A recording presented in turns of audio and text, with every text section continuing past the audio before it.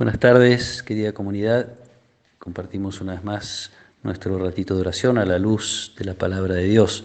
Seguimos leyendo a Marcos, estamos en el capítulo 5 de su Evangelio. Cuando Jesús regresó en la barca a la otra orilla, una gran multitud se reunió a su alrededor y él se quedó junto al mar. Entonces llegó uno de los jefes de la sinagoga llamado Jairo, y al verlo se arrojó a sus pies, rogándole con insistencia: Mi hijita se está muriendo, ven a imponerle las manos para que se sane y viva. Jesús fue con él y lo seguía una gran multitud que lo apretaba por todos lados. Se encontraba allí una mujer que desde hacía 12 años padecía de hemorragias, había sufrido mucho en manos de numerosos médicos y gastado todos sus bienes sin resultado. Al contrario, cada vez estaba peor. Como había oído hablar de Jesús, se le acercó por detrás entre la multitud y tocó su manto, porque pensaba: con solo tocar su manto quedaré sanada. Inmediatamente cesó la hemorragia y ella sintió en su cuerpo que estaba sanada de su mal. Jesús se dio cuenta enseguida de la fuerza que había salido de él, se dio vuelta y dirigiéndose a la multitud preguntó: ¿Quién tocó mi manto? Sus discípulos le dijeron: ¿Ves que la gente te aprieta por todas partes y preguntas quién te ha tocado? Pero él seguía mirando a su alrededor para ver quién había sido. Entonces la mujer, muy asustada y temblando porque sabía bien lo que le había ocurrido, fue a arrojarse a sus pies y le confesó toda la verdad. Jesús le dijo: Hija, tu fe te ha salvado. Vete en paz y queda sanada de tu enfermedad.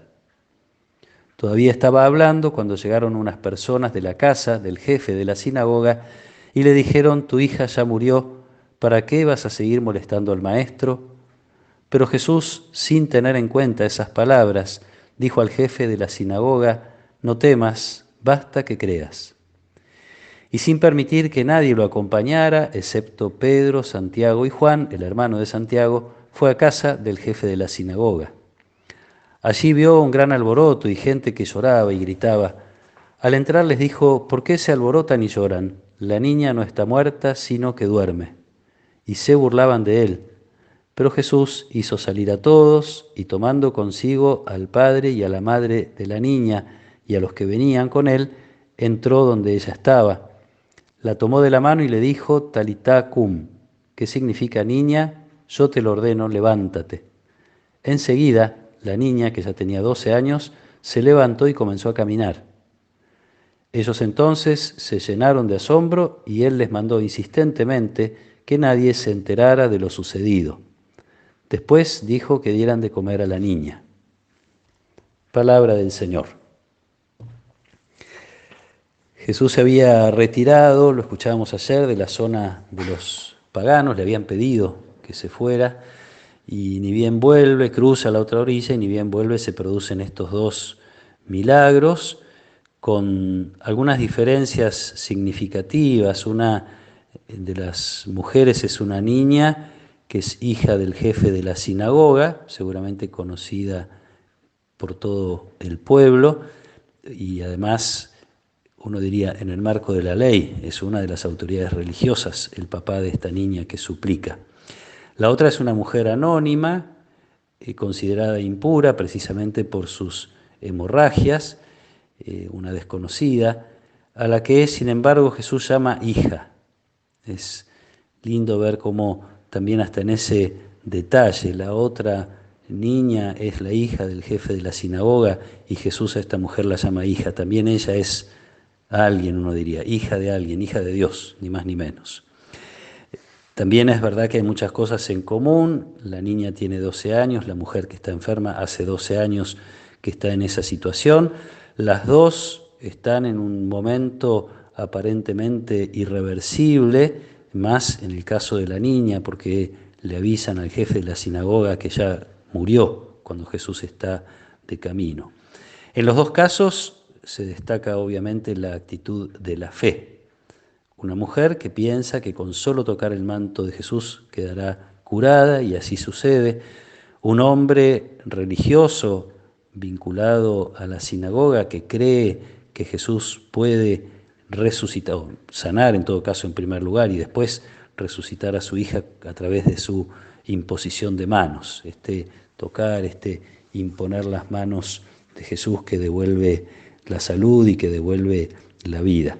Dos actitudes que Jesús destaca. A la mujer en el camino le dice: tu fe te ha salvado, y al jefe de la sinagoga, a Jairo, lo invita a crecer todavía un poquito más. No temas, basta que creas, una vez que le anunciaron que su hija ya está muerta.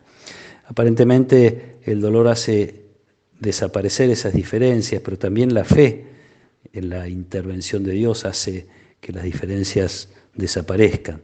Y una fe que está presente y una fe que es invitada de algún modo a ser fortalecida y a crecer. Dice el Evangelio: todos se asombran.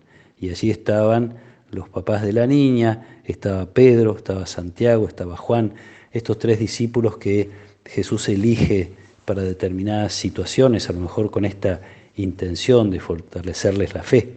Con ellos fue, por ejemplo, a transfigurarse al monte. Quería volver a esta realidad de tocar de Jesús, de tocarlo a Él, de recibir la imposición de sus manos, esta necesidad de cercanía que todos tenemos con Jesús, esta cercanía con Dios que nos sana también a enfermedades del cuerpo, pero sobre todo que nos salva. Esta es la expresión que usa Jesús con la mujer: tu fe te ha salvado. Es mucho más que recuperar la salud del cuerpo, es recuperar el vínculo con Dios, y en el caso de ella y de la niña también con la familia, con la comunidad, etc.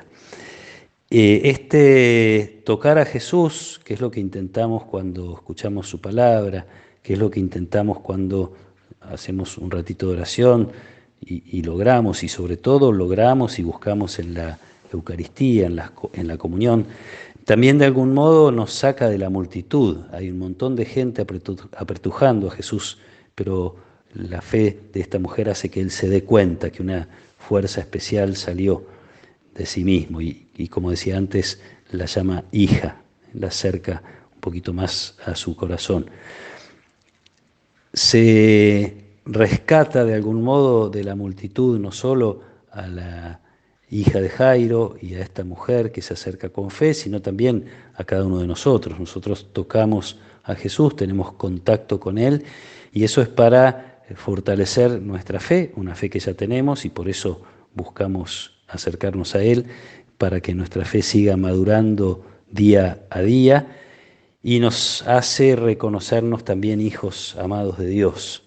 Cada encuentro con Jesús, cada vez que a nuestro modo lo tocamos, esperando de Él lo que necesitamos, Él como que vuelve a llamarnos hijos y a rescatar en nuestro corazón esa realidad que nos fue dada en el bautismo y que a veces por distintas razones o descuidamos o corremos el riesgo de olvidar, o en todo caso de no hacer que interfiera absolutamente en nuestra vida.